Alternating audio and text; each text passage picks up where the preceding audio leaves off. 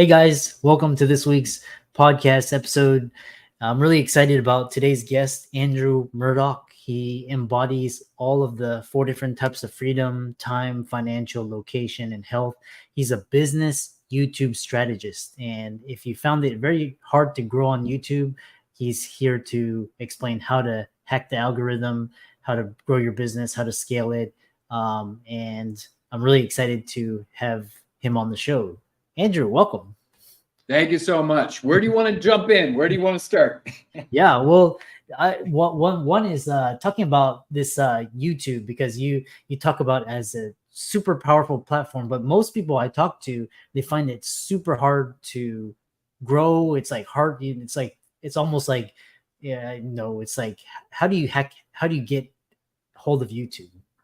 Yeah, really great question. So the trick, the secret, if there is a secret, is learning how to rise above the noise. And I've been contributing in some fashion or another to building YouTube channels since 2018. I've been involved in dozens and dozens of YouTube channels. And recently, I just launched a brand new YouTube channel with a business that I partnered up with. And we only have 2 videos on the channel so far and a handful of shorts, but we're approaching 2,000 views. And it's because we know how to execute on best practices. So of course the question is, okay, Andrew, how do I rise above the noise? Well, the idea here is that there's always this battle, right, between paid approaches and organic.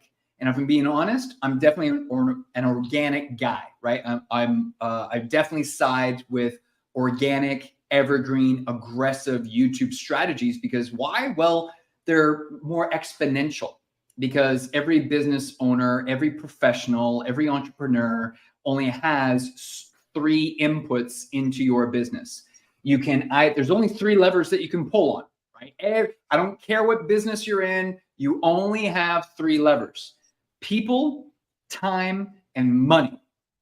And one of my clients, Cameron Harold, very, very successful business coach, all kinds of amazing accolades, he talks about this all the time. And when I saw one of his videos on YouTube talking about people, time, and money, I realized, wait a second, that directly ties into YouTube. So let's start with number 1, people. Every single time you as a professional, you as a business owner, you as an entrepreneur, every single time you hit the record button, you are effectively cloning yourself. So if you dedicate yourself to making 1 video a week, well, now at the end of the year, you have 52 clones. Some of them are working harder than others. Some of them are lazier than others, just like real people, right? But the point is, at the end of the year, you have 52 clones that are working for you 24/7, 365, whether you're asleep, whether you're awake, whether you're with your family, whether you're on vacation, whether you're called in sick, no matter what, you've got 52 clones. And that's only if you did 1 video a week, right? So, and then on top of that, staying with the people lever, right? The people input, when you pump out content, you are effectively attracting your ideal clients, your ideal viewer, your ideal prospect, and you're repelling the wrong ones. Because you're a human being, you hit the record button, you're a professional, and just you being you, it's naturally resonating with certain viewers and repelling the wrong viewers, which is fantastic, right? So that's the people lever, right? How about time? Well, we all have the same amount of 24 hours in the day, right? We all got to sleep. We all got to spend time with our loved ones. We all got to work on the business.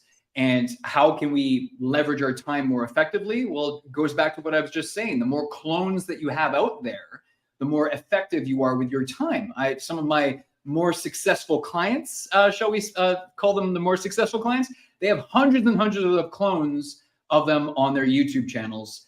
And so no matter what they're doing, if they're taking a sabbatical, a 6-week sabbatical, their clones are working hard for them 24/7, 365. So again, they're leveraging their time much more effectively than another professional in the exact same industry, because they found a way to operate at a size that almost seems more larger than their actual size, right? If you take 2 businesses, all things being equal, let's say they're in the same business, they have the same amount of prospects, they have the same amount of products or services, they have the same size, maybe both businesses both have 10 employees, but business A has a YouTube channel and business B doesn't have a YouTube channel. Business B says, oh, we don't have enough time or money or patience for YouTube. We're just going to keep making phone calls. We're going to keep emailing our clients. And yet business A, they're generating thousands, maybe tens of thousands of views a day, and they don't have to email anybody. They don't have to call anybody, but their brand is reaching that many more eyeballs, right? And then finally, money. Well, I don't care how successful your business is. You only have so many finite resources that you have access to. Every business has a limit somewhere. Some just have a higher amount of limit than others. And again, if you find a way to leverage your marketing strategy so that you're getting more bang for your buck, meaning you're using an evergreen approach, not a paid. If you're nothing against paid, there's definitely a time and a place for paid approaches. Okay, I'm not hating on paid, especially if it's a time sensitive thing. Maybe you're doing a product launch, or you're launching a community, or launching an event that has an exact time, day and time. Clearly, having some paid approaches to promote that event is a fantastic strategy. But paid is, well, it's paid to play. And sure, those platforms will put your brand in front of targeted eyeballs as long as you're going to pay those platforms. And as soon as you want to stop paying for those platforms, then they're done. And I have to share this one last thing before I pause and pass the mic over your direction. But a friend of mine, he's in a very sexy business. Okay. He sells office furniture. I know. Super sexy industry, right? Well, before they had a YouTube channel, they were spending $30,000 a month in ad spend across the typical platforms that you might expect: Facebook, Google, what have you. Well, today, fast forward to today, they now spend $0 on monthly ad spend, and YouTube now pays them about $30,000 a month in YouTube ad revenue. So this business found an expense, reduced that expense to $0, and turned that expense into an additional revenue stream for their company. How many times would you want to do that for your business? I think any entrepreneur, business owner listening to this podcast right now would say, as many times as possible, Andrew. It would be crazy for me not to. So that's how I like to think of it. Yeah. And it's interesting because, one thing is I have a growing YouTube channel as well. And it's basically, you don't know we'll talk about mastering the algorithm, but the more you post and, the more interesting it is, more engaging, it recommends those videos. You get more views, followers. Talk about one thing that I get quite frequently is outreach from Indian YouTube SEO experts. And, I'm not sure if there's a scam or whatever, but they always say your YouTube SEO is off and all of that. How do you talk about YouTube SEO? Oh, that's a great question. Oh, I could probably talk our entire allotted time just about that. But before I dive in, just to back up to the other thing that you were saying, you raised a really good point there. There is that conversation between volume or quantity and quality. Yeah. In my humble view, you need a healthy dose of both. You really do need to be targeting at least one video a week. If you do any less than one video a week, it is going to be a grind trying to get, it's going to be hard. It's just trust me on that. It's going to be hard. And are there exceptions to the rule? Of course. Mark Roper, famous YouTuber, he publishes most of the time one video a month. And typically what I have to say when my client says that to me, I'm like, I'm sorry, you're not Mark Roper. I'm sorry. Like he's the exception to the rule, not the rule. You need to be feeding the YouTube AI data so it can do what it does best. And I like to consider the YouTube AI like a data hungry velociraptor. Okay. You got to feed it in order for it to do its thing. So that's the one reason. The other reason is we're not going to concern ourselves with optimizing for the algorithm. We want to optimize for people, because the YouTube AI is only a machine. It's measuring human behavior, human engagement signals. The YouTube platform, doesn't hate your content if it's not performing well. I hate to be the bearer of bad news.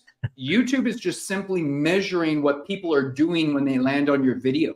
It's measuring everything a person does and everything a person doesn't do. And if YouTube isn't serving your video content to new eyeballs, I'm sorry, it's because it measured really negative engagement signals. And the people, the viewers are telling YouTube this isn't very good content. And then YouTube goes, oh, I'm not going to serve it to anybody else because we need to serve good content to people. So wanted to, preface that first. Now let's go back, talk to the main question. SEO, great question. So I get those people messaging me as well, which always makes me laugh because I'm like, you clearly didn't look at my LinkedIn profile before sending me this DM. I'm a YouTube professional. I'm a consultant. I'm a coach. I've been doing this for years. I'm very, very good at what I do. I've got a long track record of helping people. And then I go to look up the person who's DMing me, and I'm like, "Where's your credentials, man? Where's all where are all the raving positive testimonials for you helping people? I don't see any positive reviews about you." So, so the frustrating reality for those people is that the data doesn't lie. 10% of the views on the YouTube platform, I'm talking globally around the planet, right? Only 10% of views are a direct result from the search algorithm. Okay, now words matter. So let's zoom out here and define some terms. When people talk about optimizing for the YouTube algorithm, they're using the wrong language because there's more than one algorithm. There's algorithms. There's one algorithm for search. There's one algorithm for browse. There's one algorithm for suggested. There's one algorithm for playlist. And the AI oversees all of those algorithms. Okay, YouTube switched to an AI model back in 2013. You know how these days everyone's talking about AI this, AI that? Kind of makes me laugh because I've been using AI for years because YouTube was an AI model back in 2013 and never adjusted since. Okay, it's been using this AI tech to ensure that we're serving the perfect video to the perfect viewer at the perfect time. That's all YouTube is obsessing over 24/7, 365. So YouTube wants to put your brand in front of the perfect prospect at the perfect time. Well, that to me sounds like a match made in heaven because every brand out there is struggling to put their brand in front of the perfect prospect at the perfect time. That's why it's a match made in heaven, right? So if only 10% of the views globally are a direct result of the search algorithm, then what's the big deal? Well, 75% of the views that are generated globally are a direct result from the recommendation algorithms. There's two of them, and I've already mentioned them: browse and suggested. So for those brands, those entrepreneurs, those professionals that really want to dominate their niche on the YouTube platform, which is the #2 search engine on the planet, the #2 website on the planet, and in some metrics actually show it as the #1 website on the planet, #1 search engine on the planet. If you look at certain metrics, then you need to be paying attention to optimizing your content for recommendation algorithms, not search. But your next question to me might be, but Andrew, what if I'm launching a brand new YouTube channel? What if my channel has plateaued? What if I'm not seeing any new growth? So I want certain videos to be optimized for search. Great. There's fantastic approaches out there. I would not, if you're on a tight budget, if you're starting a brand new channel, I'm going to give you the secret sauce right now. For anyone listening or paying attention to this conversation, this is where you want to grab your pencil, okay? Make some notes. Grab your phone, start making some notes.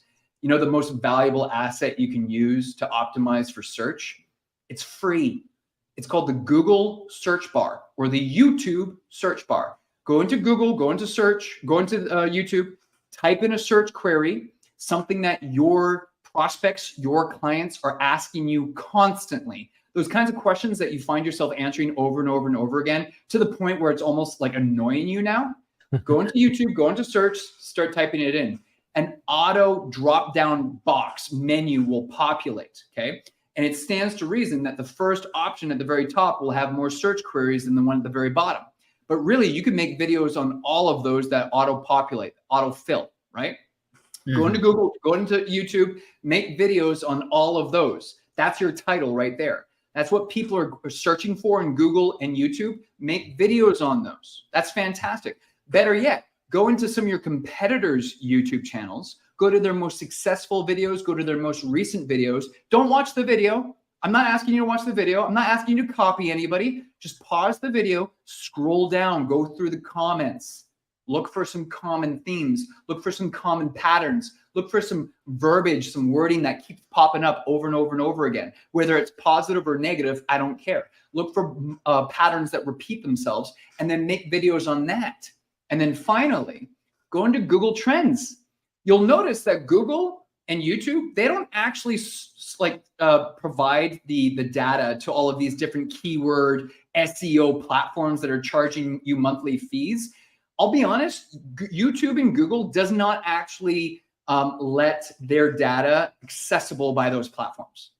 So in fact, it's not even accessible to the public. You go to Google Trends and you start searching for search terms or keywords, it'll give you a prorated. So of the different options that you're searching for, the most popular one will be rated at a 100. That doesn't mean it got 100 searches. It just means that's the most popular search out of these different terms that you're measuring against each other, right? But that's another tool that you can access that's totally for free. So do those three things when you're creating content and trying to optimize for SEO. Don't worry about all the paid options out there. You're probably just wasting your time and money.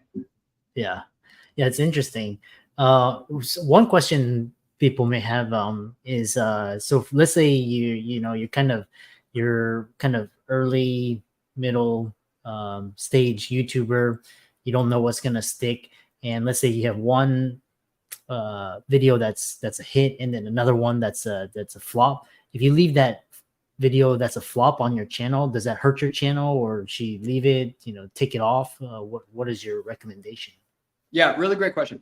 So I'm not a big fan of deleting anything off of my channels or my clients' channels. Why? Because at the end of the day, we're not entertainers. I mean, you could argue that we should be creating content in an entertaining way. Absolutely. But we're looking to attract the perfect prospects, the perfect viewers, so that you can I'm telling you, this is the winning combination right here. Treat your YouTube channel as your top of funnel. And the wider you cast out that net, the more likely you're going to funnel the perfect prospects down to become your paying customers, your paying clients at the bottom of the funnel. So when you think of it that way, I don't care if your video blows up and goes viral or if it falls flat. At the end of the day, those videos are serving an audience that potentially converts your viewers into a lead. And a portion of those leads will convert into paying customers, paying clients, so that you can grow your business. So when you think of it from that approach, why would you delete any of your clones? Why would you delete any of these videos? Because some are more active than others, but even if the video is an underperformer, as long as it's attracting the right audience, that's all that really matters. And because that video is an underperformer, maybe it's only because you picked a topic that is targeting a smaller audience. So every video, every clone that you add to your channel will have different objectives. You should be thinking about your content strategy strategically. Certain videos will be designed to go more broad to a wider audience, right? So you're going to be collecting a lot more viewers that have very different viewer profiles. Some will be perfect customers of yours, others won't. And then other videos, they'll be designed to go more narrow, more deep. Maybe it's an hour-long webinar, or maybe a long presentation that you gave on stage and you were able to capture the recording from the event organizer so that you can add it to your YouTube channel. But it's you going super deep and narrow on a very specific pain point or problem. Well, clearly a video like that is not going to capture a lot of views, but it's got a much better, greater likelihood of attracting the right views. That's how I feel about it. Interesting. So all about viewership. As we kind of come to a close of one last one is this idea of YouTube, the role of YouTube Shorts and viral video, was it vertical viral video, short form content marketing? What are your thoughts on that, and how does it incorporate into the strategy, and then how can people follow you, contact you, reach out to you? Yeah, that's a really great question. You're touching on a very timely topic because YouTube Shorts are relatively new. They're still relatively new. We haven't had them for very long. Obviously, it's YouTube's YouTube's way of capturing additional attention and competing with some other platforms that are really popular for short format vertical content. This is how I feel about it. I've done a lot of experimentation. I've done a lot of testing, given this a lot of thought. I'm constantly consuming content to make sure that I'm applying best practices for my clients' channels. And the truth is this: if your shorts are attracting the wrong audience, absolutely stop posting shorts. That's true. I'm generalizing when I share this, okay? I am absolutely generalizing. So I would not take my advice seriously, because I would need access to the person's YouTube channel, actually measuring the data to see what the data is telling me. And then I would be able to give concrete, specific advice to whoever this applies to, right? So that's disclosure, right? Like a lawyer or a financial advisor saying, hey, listen, don't take this advice too seriously, because it really is on a case-by-case basis. Let's be honest. When you go to a restaurant, and you had a fantastic experience, are you going to remember the appetizer, or are you going to remember the main course? The main course. You're going to remember the main course. Yeah. In most cases, 99 times out of 100, long format videos is the main course. Okay, your shorts are just an appetizer. They're a nice to have, right? Yeah. That's how you want to treat it. I promise you, you can't go wrong. That's how you want to treat it. You're going to generate way more revenue, way more influence, way more authority, way more reach through long format content. You just are, right? And you can go ahead and post shorts to your platform. And then when you make those shorts, you could obviously leverage those on other platforms as well. The trick here, though, is don't upload any short format content with a watermark from another platform. So if you download the short from your YouTube channel, there's going to be a YouTube short watermark on it. Same thing for TikTok, same for all the platforms. Never upload short format content with a different platform's watermark on it. It will be negatively treated when those algorithms recognize that there's a watermark from another platform. Okay, so that's a hack for you to pay close attention to. Yeah. But for the most part, I'm generalizing here, shorts do tend to attract a younger audience. If you are targeting an older demographic for your business, then I would argue posting shorts may actually cause unintended negative consequences to your channel. And I would advise you to not be posting YouTube shorts. But if your shorts are attracting the right kind of viewer to your channel and not negatively impacting your existing content, great, go for it. But what some businesses and YouTubers, content creators, are finding is that the best solution is one channel for their long format content, one channel for their short format content. And yeah, to answer your other question, our website is ytera.com, ytera.com. You're probably most likely to reach me on LinkedIn. I just find LinkedIn to be the most adult of all the social media platforms out there, shall we say that. Yeah. Less trolls, less haters, a lot more serious conversations happening on LinkedIn. And we have an online course. Sorry, what's that? More legit. Yeah, more legit, right? Well, I mean, when you have a conversation or interact with someone's comments and you're actually looking at their profile image and you can actually see their name, I find it a lot more beneficial for everyone involved. Call me crazy. I don't like having a conversation with Blazer 687. You know, yeah. It just seems like a waste of my time, so I don't bother, right? But any professional that is taking their business serious probably feels the same way. But and then aside for that, some people have more time than money. Other people have more money than time. So we do have offers for anyone out there that is looking to grow their business, no matter what their budget is. We even have an online course. But and that online course is at yt4business.com. But as you can tell, I'm a huge geek when it comes to YouTube marketing for businesses, and happy to help anybody that is looking to improve their business goals through YouTube. Yeah, great conversation. Really, and I mean, YouTube, I mean, that's one of the best platforms if you can really build it. It takes a lot of work. And then let's thank Andrew for coming onto the show. Really, some really golden nuggets of wisdom about YouTube marketing and content. All of his resources will be in links in show notes. And with that, thanks so much for coming onto the podcast.